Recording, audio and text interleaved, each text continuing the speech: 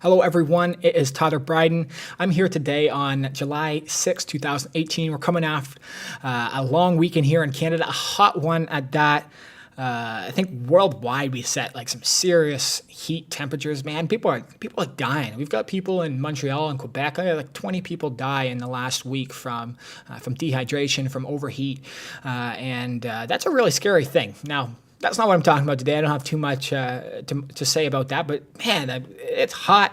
I've got the skin coming off my body still, and I'm still trying to get rid of some of this red stuff. I hope you guys had a great weekend. What I actually want to talk about today is something that I think is becoming more of a discussion, and that is putting your kids in competitive sports. And just to provide a little bit of context around this, I just wanted to give a couple stats. This is looking at North America. United States, 75% of families have at least one child that participates in organized sports, while in Canada, 76.4% of youth participate in an extracurricular sport. Now, the nuance I want to make here today is there is a big difference between organized sports and then competitive sports. And I would say that there's almost a level above which we're looking at ultra competitive and so to give you a little bit, I'm going to look through the lens of hockey today because that's my experience. I played a lot of sports, but hockey was definitely the biggest route I took in competitive sports. I have a lot of friends who made it very far. Some people that I played with who are high-level professional athletes. So I've really had, what I believe is a pretty good perspective of how hockey plays out, but also sports in general. And so to provide that nuance before people attack me for saying, I don't think you should put your kids in sports. And that's not really what the argument I'm going to say, but I do want to look at some of the, the benefits, but also the negatives, both through personal experience, but also statistically through research and what we're seeing as we start to understand more about the science of sports and also even psychology involved with it.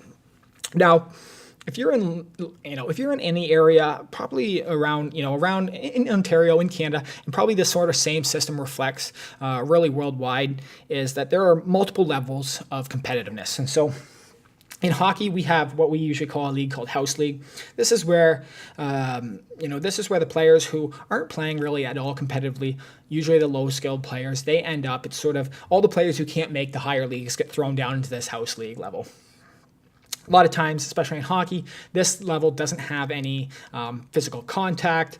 It's much more about sort of, an extracurricular activity to do after hockey or after school, playing some fun with friends, and maybe getting a little bit more competitive towards playoffs and as the season wraps up. But that level of intensity, that level of competitiveness, and the amount of dedication and time it takes to actually do that is very low. As we move up, we'd say sort of there's a mid-tier level. So there's house league. I'm trying to think of what this would actually be called. It's sort of just mid-tier. You're not quite making it. You're not quite sort of as bad as the house league players. But you also can't make the A team. And then when we get into the A team, that's where we're moving a little bit more onto the competitive side. And so that A team is what I would say. So we've got that house league, mid-tier, and then the A. The A is where I find the average sort of athletic person falls into. Often you're a pretty good hockey player and you're competitive, you're dedicating some time to it, but it really doesn't look like a serious career or anything that you're going to go down. Now, it's a couple levels above this, and this is where we start to get in much more into that, what I almost would deem ultra competitive leagues. And so there's double A. So there's A, which was that more average, good athlete. You've got double A, which is better than that average athletic player, but can't quite make that top tier. There's that mid-range, and these players are very, very competitive. Just as a sort of a side note, I referee hockey. I've refereed hockey for, I think this is coming up on my 13th year, and I'm going to talk about that a little bit, but in this double A league, it's a really weird zone to be in because you're above the sort of average athlete in competitiveness and dedication, but you also can't quite make it into that final level. And so I find a lot of violence and aggression and resentment in this league, because a lot of times it's people who aren't going to make it into these professional leagues or continue on and have, a resounding success of a career. And so I find a lot of actual violence and aggression and problems right within that. They're above that, average athlete sector, but they're not quite at that top tier.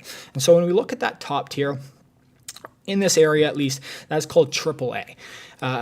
That is about the highest league you can go. When you are a kid, there's no level that you can play at higher than that until you're about 14 years old, 15 years old, and you have looking at basically semi-professional leagues like I don't even know if they're considered semi-professional, professional leagues like the OHL, and even obviously down into college, down into NCAA. All these kind of options that spread out as you get a little bit older, but that initial level, that AAA, is really where those top tier athletes end up. The players who are really, really strong hockey players, and this, that's where I played hockey. I started out in A until I was about I would say 8, 9, 10, and I should maybe know this even a little bit more specifically. And then I moved into AAA. Now, when you get into AAA, you are almost on, or you're supposed to almost be on, a crash course to playing professional hockey, and that's at least what is sold to you, is what is highlighted, and there is a lot of time and dedication into this. And one thing that I think we talk about often is this idea of telling kids that they're special. And I find that all the leagues have that, but when you're at that AAA level and even that AA level, man, your parents really try to hype you up. They really, I think it's not out of, being a bad person. I think it's being naive and being excited and having this belief as well, too, that you're going to somehow make it into being a professional athlete.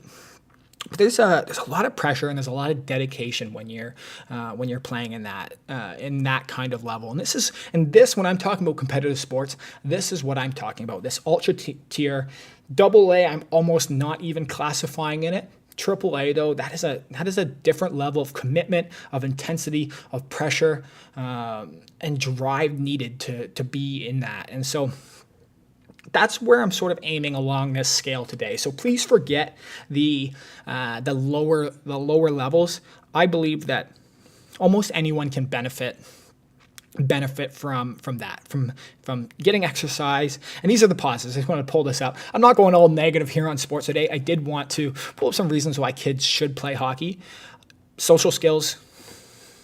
And I fully believe in all these. As a person who's played a lot of hockey in my life and a lot of sports in general, I believe in all these 100%. So just wanted to highlight a couple of the good things about playing sports. And so obviously the one they have here, social skills, you're constantly dealing with other players, team members, coaches, other team, referees, often, having to dress up, all these things that come with it, team dinners, team lunches, hotels, ton of interaction with other people, which is fantastic. I made some of my best friends playing hockey, and some of the best experiences out of my life actually came from, just going down to tournaments, playing mini sticks in the hallways and all this fun stuff that I think that even as I'm thinking about it, I'm like, I take that for granted, how crucial that was and how much fun that was as a kid.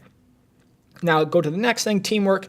Obvious, you're playing on a team, especially hockey, especially if you're playing football, soccer, a lot of these sports, and especially at a competitive level, that teamwork is very, very important to actually be successful. And that's an important skill set when you come out. And one thing that seems to happen, at least, is that athletes who come out of competitive sports, competitive hockey, they have an entry point into companies and into corporate life because they have experience working with teams. And anyone who can work with teams, it's easier to employ them there. And just down the road, and throughout their life, they're going to have more success working with other people.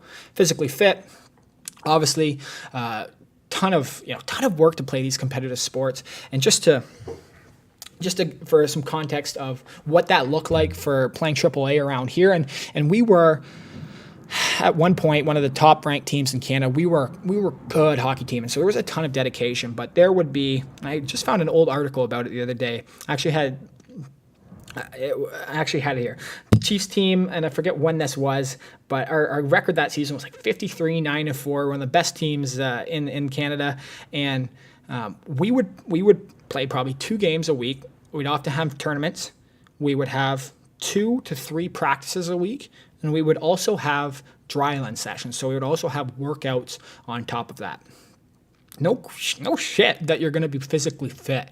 While like I could eat anything during that time and I could just power through it. When you're playing sports, it doesn't really matter. And this is an important thing. Child obesity is rampant throughout, obviously down in the States even more, but in Canada here as well too. We are eating a ton of processed foods. We're not really doing a good job taking care of our bodies, and sports is a really good way to actually do that. Keeps kids busy, no question. Kept me very busy. And I think with that level of business as a child, when you're a child, you don't really understand what's going on or what you're doing in your life. But keeping busy does. It keeps you out of trouble. And it also makes you more focused. I find that the reason a lot of athletes who are competitive athletes have a lot of success in school, and I think some of that comes from being busy at such a high level at such a young age and having to learn how to prioritize time and just work hard and do it well and effectively and efficiently because of that time and dedication that you have. And just in general, one of the big benefits that people say often, especially in more like low income neighborhoods and just kids who are more likely to get in trouble, sports is a really good way to avoid getting into that trouble. And so whether that's basketball, whether that's football, whether that's hockey, whether that's running, whatever that is, soccer, those sports give you something that you can love, something that you can improve at, and something that does keep you out of trouble. And that's a very important thing. So we're in a world where we can get in a lot of trouble, man. Competitiveness is important. I always, I like to look more at life as a collaboration and cooperation, but there still needs to be some competitiveness now. There still needs to be a drive, and sports, competitive sports especially, gives you that competitiveness. It's almost like capitalism prioritizes making a profit. Competitive sports prioritizes winning, and so that drive, that ultra competitiveness, always seems to come about. Now, a couple other things: friendships, taking instructions, and they had a little list here. Better grades. Another big thing that I think comes with playing competitive sports is that idea of just winning and losing. You're not always going to win. You're not always going to lose. You need to be able to bounce back from, adversity and be able to take those with grace. And I believe when you learn those lessons at a young age, it helps you when you get later in life when things aren't always so easy. And so another big part of that. And then lastly, just some commitment. So, I sort of talked about this, the dedication, the time it takes to do this. There is a massive commitment that goes into playing competitive sports. And there's no doubt that commitment, again, especially later in life, has some positive impact on how you're operating and just what I've seen. A lot of the athletes that I've known work hard and have continued to work hard in their careers post-career. So post-hockey, post-sports career, sorry. And so that's sort of the benefits. And I'm going to talk, I'm not going to be just going on a negative rant here, but I did want to touch on a couple of things that I've noticed, not just from playing sports and being that competitive athlete, but also refereeing at a high level, at a competitive level. I actually played at that AAA level and also linesman and referee at that level. And then also just my discussions with friends, many of them who are athletes, competitive athletes, many of them from hockey, but others from some other sports as well too. And so what I wanted to talk about here, where do I want to start? I'm looking, I got some notes here on my Evernote. Shout out to Evernote if you guys use it. One of my favorite applications of all time. There's not too many applications that are perfectly serviceable free that I wanted to pay for just because I supported the company. So shout out to Evernote. If you ever see why my eyes are just like darting all over the screen, it's because I'm trying to look at these notes, and sometimes I have a couple tabs pulled up. And then on this side here, 3 screens. I know you can't see this. I don't know why I'm pointing this out. I can see myself on video over here, a couple tabs. And so I'm doing my best to look at the camera, but damn, this is too much stimuli. So I'm going to refer to this note. A lot of this stuff I This isn't just me like pulling up information that I don't know. This is my life, and so I did want to talk about it, and so the piece that I think a lot of people struggle with is the pressure and the intensity. What are the psychological effects of sports, and then of course, what are the physical repercussions of sports as well too? Now, I'm talking from refereeing hockey. I go in with a mindset of, I've played a ton of hockey. I know how a game should flow. I know what a game looks like. I've obviously studied the rules. If anyone quizzes me on those specific rules right now, you're going to not get the right answer. But I've got that feel for the game. And my role out there is to actually protect these kids when they're playing sports. And when you're playing growing up, you're a young kid, underdeveloped brain. You don't really, again, this is sort of those things, you don't really truly understand why you're out there. I notice that, especially when I'm reffing like the lower leagues, these kids have no idea why they're playing hockey. And that was one thing that I really felt as well too. I didn't really have, and I don't think a lot of people have, like a lot of kids have the choice of playing sports. It's just something that was so natural, especially for my generation, which, I would say 80s to 2000s, and still this continues today, but it was a no-brainer. It was what you were supposed to do. And, you started to meet all your friends and you were on, but there are kids out there just floating around. I have no idea why they're out there, but they're out there. And so my job is to protect these kids. Sometimes this is a very hard thing to do. Your kids with underdeveloped brains, some of them, especially when I start getting up into the high school age, when they're going through puberty and they've got all the hormones that they don't know how to deal with, some of these kids are reckless. Like they don't know what they're doing in terms of playing. And a lot of times, there is physical contact in hockey. But there's a big difference between physical contact to play the sport, to try to accomplish the goal that needs to be accomplished in winning that game, scoring a goal, whatever that is, and actually trying to hurt someone. And I can see that separation. I can see when I step on the ice as a referee, I can watch and warm up and I can say, this kid is going to try to hurt someone today. And so that's my job as a referee, to identify that kid. And when that comes, and most times when you've reffed hockey enough and ref sports enough, you can feel that coming. You can feel it in a gut at the start of the game, and you can feel it as the energy ramps up in a game. And you can feel it as the kid is, rushing towards someone with no regard for his health. And I think we truly underestimate we don't know the consequences of that. And we're slowly starting to learn that. And I'm glad we're putting more work into to concussions, to all this stuff. But there's still so much that we don't know, and I don't think the consequences are accurately shown to kids. They don't know that if they hurt someone, that might have lifelong damage for that kid. And we don't understand those consequences. And sadly, a lot of the parents, a lot of the people who are responsible for talking about this stuff, they don't. So it's dangerous. I've suffered from multiple concussions in my career. Many at the very end of my career, after I came out of AAA, got drafted to the OHL, and this is part of the problem as well too, is this process. You're playing AAA. We're 13, 14, 15 years old. There are scouts from NHL hockey teams and OHL hockey teams watching you there, grading you on everything you do, talking to you games. You're looking up in the crowd and you see scouts standing there writing notes after you've come off the ice. The pressure is so intense. And I didn't just experience this myself. This is from numerous, people on my team, but people from all the leagues that I play on, scouts there. Tell your kid that the scout's there and you need to play a good game. That kid plays a bad game. That parent is reaming that kid out. And that's one of the big problems that I see here. A lot of families, a lot of parents, and especially fathers are trying to live their dreams through their childhood. And that might sound extreme, but I'm telling you that I see that every single time I step on the ice. I see it in the culture. I see it when I'm refereeing, and it's horrible. I actually have to They have to put little signs on the ice to say, remember guys, this is a game. That's not shown to the players. That's shown to the parents like not on the ice. That's shown to the parents in the crowd or who are leaning up against the ice, screaming and hammering on the glass, trying to tell their kid to smarten up or play better. And it is horrible, horrible thing to see.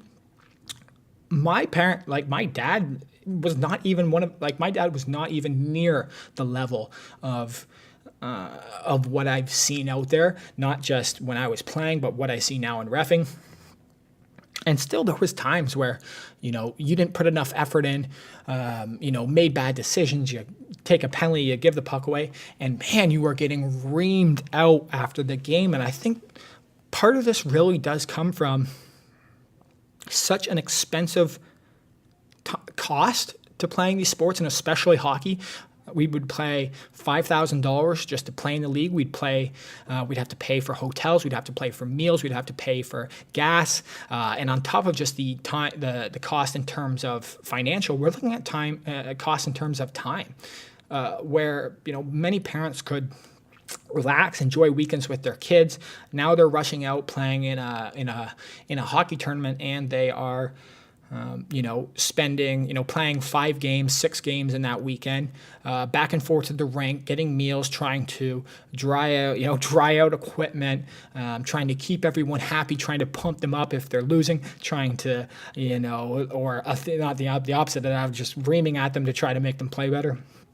The amount of pressure intensity that comes from almost every side for a young competitive athlete is tremendous. It's insane. You think you have obviously the players, you have your team members on your own team, you've got the coaches, and a lot of people's either positive or negative experience comes from those coaches, and a lot of people have had traumatic negative experiences with those coaches when they aren't doing a good job, or they are too focused on that ultimate goal of winning and not looking at why are the benefits of playing sports. And you've got the coaches, you've got your own parents, you've got scouts, and then you're also putting the pressure on yourself. And I know that's a big thing for a lot of people. And for myself, and this is a personal experience, but I'm sure this is translated for other people. My family, my parents, very rough marriage that ended up in divorce. But one of those things, and I've said this before, one of those things that brought us together was coming to watch hockey, and my sister played hockey as well, but myself played at that very high competitive level.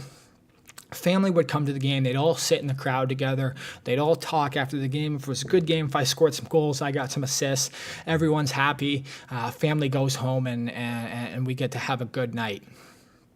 That subconscious pressure, on top of all those other pressures, and on top of just life pressures of trying to fit in, trying to go to school and get good grades, all this stuff, it's so immense. And I think, this is the question of what do we need to put on these kids? Is this necessary? Is this needed? One of the questions I always ask is, and again, this is specific, like, we don't need any more hockey players in this world. It's straight up. We don't need any more professional athletes. I don't need to see any more NFL players. We've got enough. It's just a meat market that people are shifting through over and over again.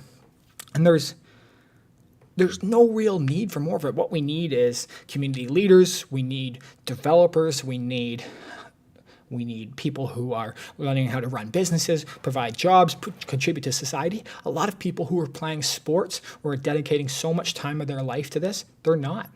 What are they doing? And all for a chance of what? Of making it as a professional athlete? I look at this, and I don't know if this is completely accurate anymore, but about 1 in 250,000 chance, if you're a hockey player, that you're going to step on the ice in the professional hockey league in the NHL for one game. 1 in 250,000.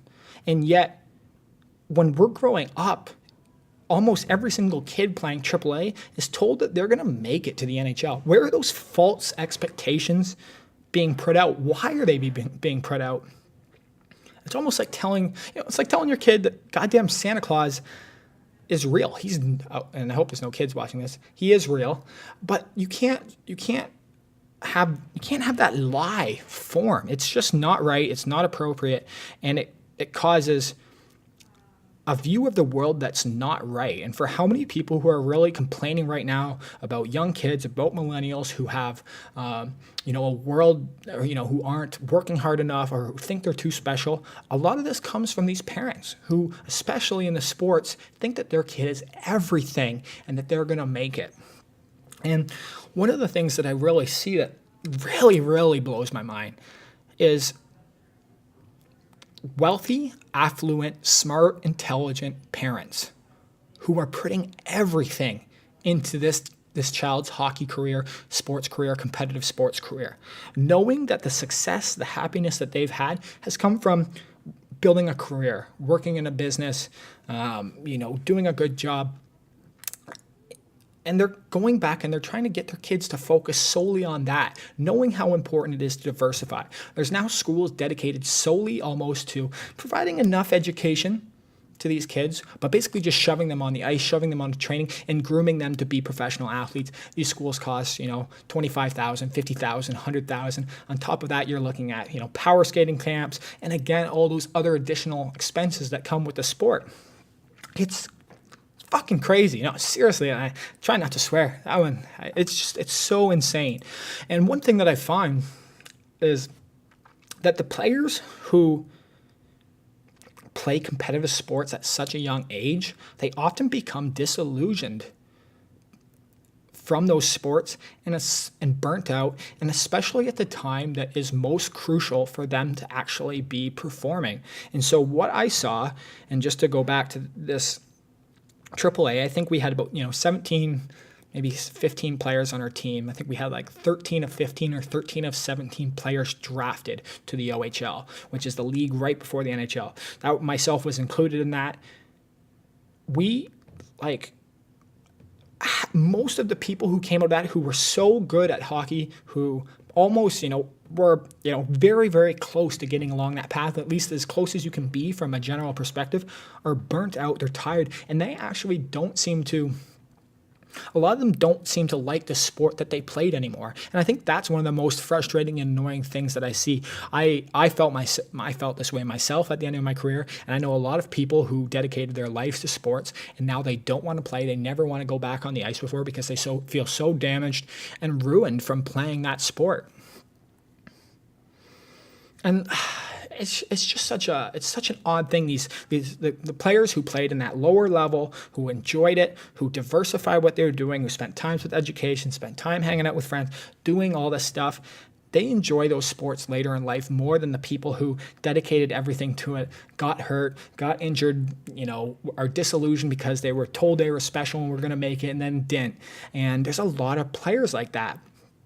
One of the reasons why I wanted to do this topic today is because I've actually I had that time in my life. My career was over. I was playing junior B, which is just under that OHL level where we got drafted to, and it was pretty good competitive hockey. A lot of players who just didn't seem to get the bounces they needed in their career and ended up playing junior B, but some very, very good players, and a lot of people who actually went down, up and forth between junior B and the OHL, and several players out of that league have actually ended up playing professional hockey in the NHL. But there is a moment in your career, and this is again specifically to hockey, but it does apply, that you basically have a choice. Are you going to continue or are you going to stop? And so in our hockey league, that is about 21 years old when you're turning 21. And in that time, you can either go continue to play, but if you haven't made it at that point and you're playing junior B hockey, you don't really have too much to go. So I have, you don't have many places to go. So I have some friends who, go down to the ECHL, which is a semi-professional league down in the United States, or they go to Europe, and you can make some money playing that stuff, but it's not a fun path to be down. I have many friends who have gone and played that, and after a couple years, they've returned knowing that that's not a sustainable thing, knowing that they've become a little bit more disillusioned with the sport, and now having to come back and basically figure out what they needed to do.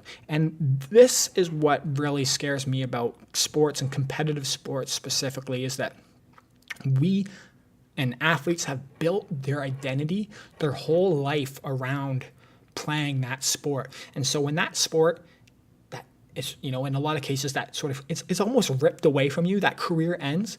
A lot of these people, a lot of these players, they struggle with their identity and what to do after. And that was something I felt.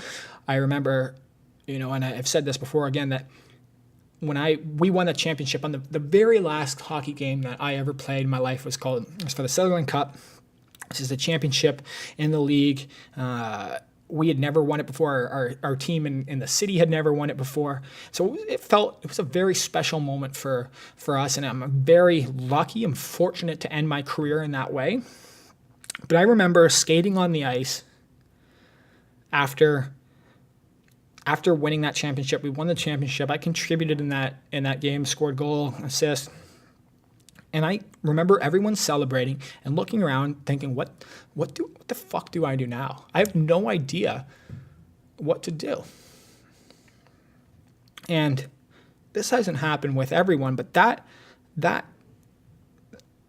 question of identity led me into a very difficult time in my life, a depression that led into drug use and really 2 years of recovery. More than that, a lot of this stemming from playing sports, not knowing my identity, not knowing who I was, from being dedicating and rapping and feeling like I almost wasted so much of my time playing this sport that really, besides those benefits that we talked about, and yes, I made some money playing, I got my expenses paid for, it didn't feel like it did that much for me. And that's something that a lot of people feel. I have a lot of friends who feel the same way. And I think that we need to do a better job at setting those expectations for kids, letting them know that this isn't the only path if you're a young athlete, that you need to dedicate time to education, you need to diversify your interests. I'm very lucky that I enjoyed education, that I wanted to learn, that I had an outside drive and motivator to want to do something else. And I had a couple, moments in my life where I maybe could have prioritized hockey and sports over education and friends and family, and I went with that route. I went towards education. I wanted to learn because I always had this perception that this wasn't it. I didn't believe what they were telling me. I didn't quite feel it. So we need to do a better job at that.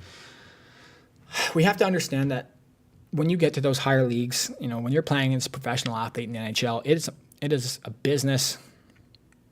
On top of performing as a player, you need to eat well, you need to do business, you need to do press, you need to, all these pieces that come with being a professional athlete. You're now under media scrutiny, you're getting paid millions and millions of dollars, and a lot of pressure comes along with that. And then just on top of that, millions of dollars to, I do digital marketing in my normal life. And when I am doing what I'm doing, I do Google AdWords, Google search. I set up an ad, someone searches for something, clicks on that ad, I help someone find a solution, drive them to one of my clients' site, and then they make a purchase or they call that person. There's a value in that. Something is valuable. There is an outcome for the person looking for the solution. There is an outcome for, of course, me who's getting paid to offer this solution. And there's an outcome for the client who is actually getting a lead or a sale off that.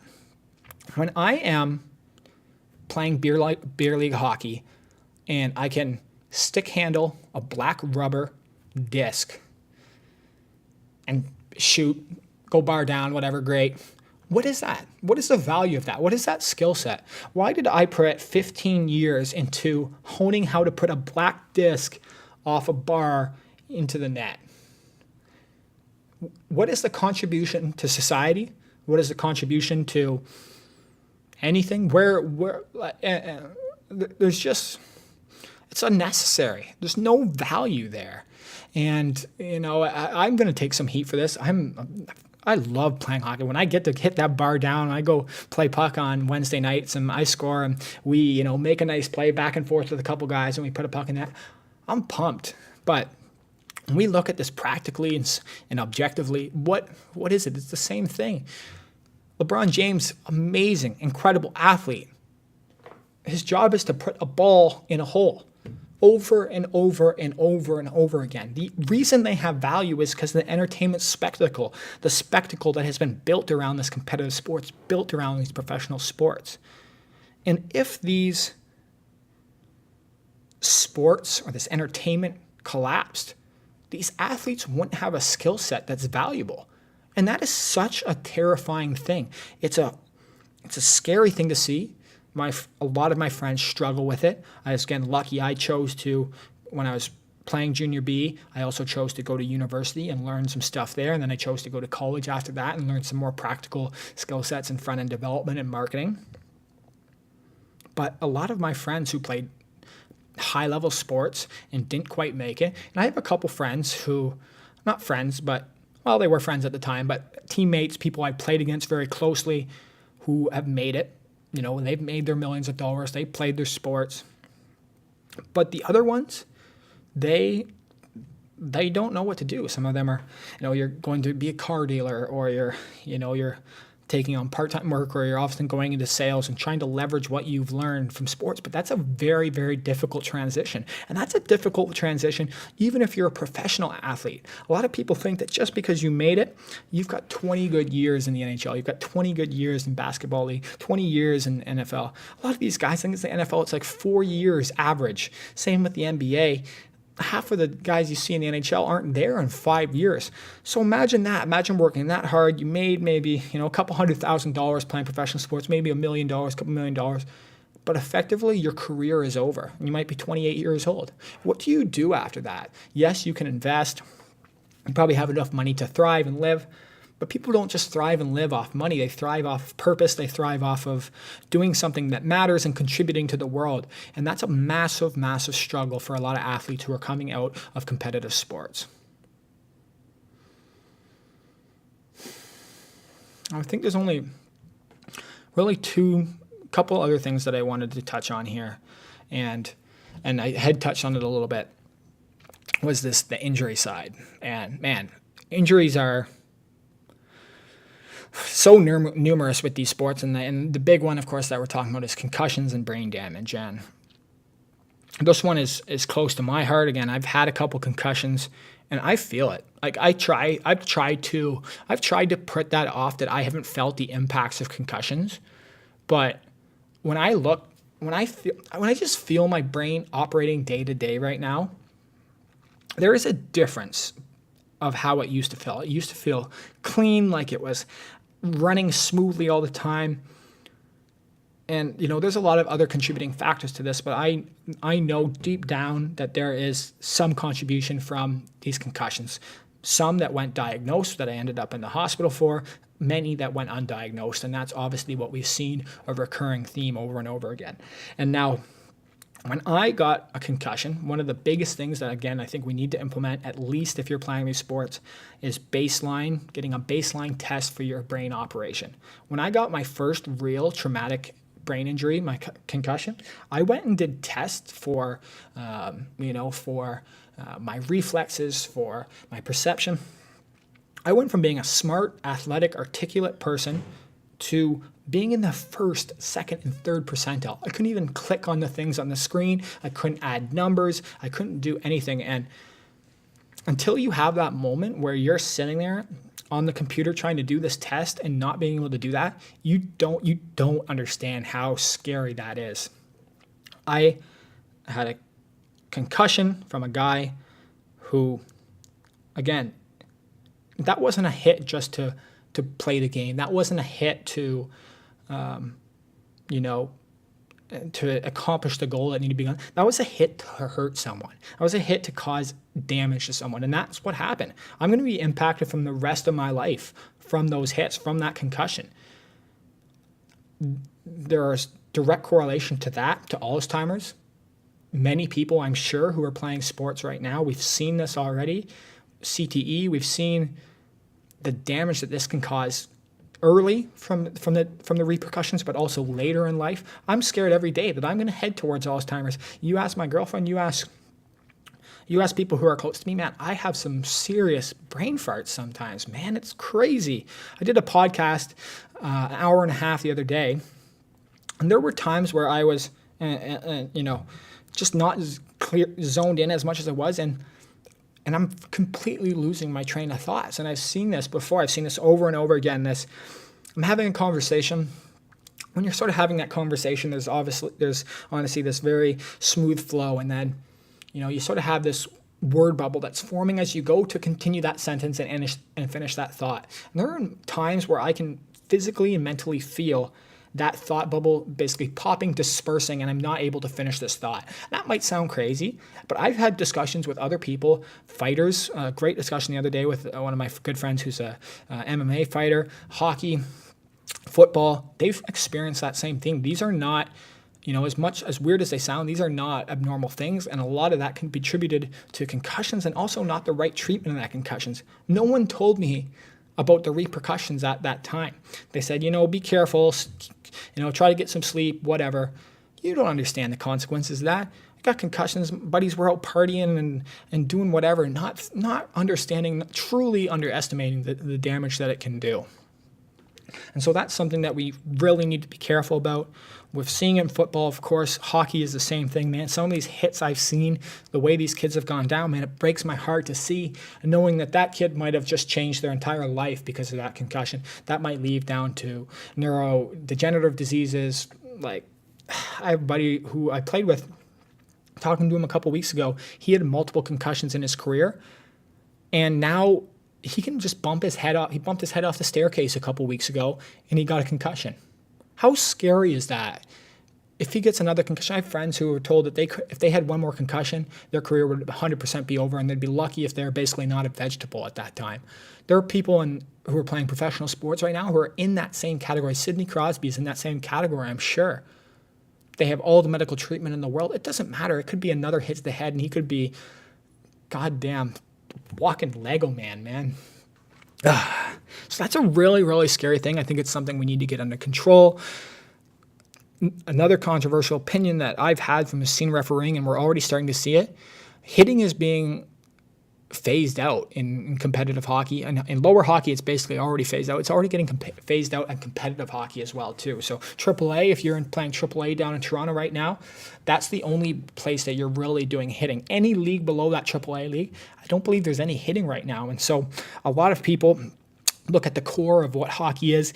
They want the hitting, they want the violence, they want the fights. But when we look at how we should be treating people, treating human beings, how they deserve to live their lives, especially after the sports, we have to question, is that truly necessary? And from my experience, I really don't think it is. I think we can phase out fighting. I think we can phase out hitting. I think the game will still be exciting. I think we'll be looking at skill. We'll be looking at guys with backhand toeies, a level of finesse that is admirable and it's just as exciting as the violence and fighting. We've started to see the suicides that have come out of players who have fought. We've seen people who we thought were excited to be fighting, who were, our favorite brawlers growing up, coming out now and saying that the effects that they've had on their lives and their families is not worth what it is. And as all this comes forward, as we continue to move this forward, it's something that we seriously need to think about. Now, I don't have too much more. I've been ranting. 43 minutes of ranting about putting your kids in competitive sports. I can feel like I'm sounding fired up and angry in this one. So don't think that. But I'm very passionate about this. And, man, from both personal experience and just refereeing, all this stuff, it's really opened my eyes to see it. And it's just something that if you're a parent and you're considering putting your kid in sports, you have to ask yourself these questions, because they're serious questions. If they're good enough, if they're an amazing player, yes, they're most likely going to progress. Someone's going to ask them to play AAA, but what is that pressure that you need to put on them? What are your expectations? Are you trying to live your dreams through them? These are serious questions that you need to ask, and especially in hockey, which is male-dominated and white-dominated. Obviously, a lot of times, sports in general can be a very poisonous culture that can be built, and you really want to insert your kids into that. When you're playing high level at that, you are playing as hard as you are partying. And just on top of that, just like the aggression and the bullying and the violence comes from being, young kids going through puberty and trying to outcompete the same team members on your team and trying to make it onto the first line and trying to be the first draft pick and all this stuff, man. It can create a really, really poisonous culture. Something that, we have to be careful for. And this, again, this is a personal piece for me, but when I was growing up, I knew that I liked other genders. I knew that I wasn't just interested in girls. I knew that from about 12 years old. But if I had said that, if I had brought that up and brought that into the public, while I was still playing hockey at a competitive level, before I got drafted to the OHL, got drafted to the NHL, especially in this time, I bet I wouldn't have been able to play. Teams wouldn't have taken me. I wouldn't have got drafted. No team was going to draft an openly gay player into the OHL or draft a team to the NHL because of the problems that would have come with it. And a lot of the identity problems I had, the trauma that came from my life, it came from hiding that, covering that up. And it's just something that I don't want to see another kid, female, male, transgender. It doesn't matter. They don't deserve to go through that. I just wonder how many kids have suffered with their identity, suffered with bullying, suffered with self-esteem issues, psychological issues because of the high level of competitive sports that they're playing at. So that's a very negative note to end out. But I really wanted to get this out and have this discussion.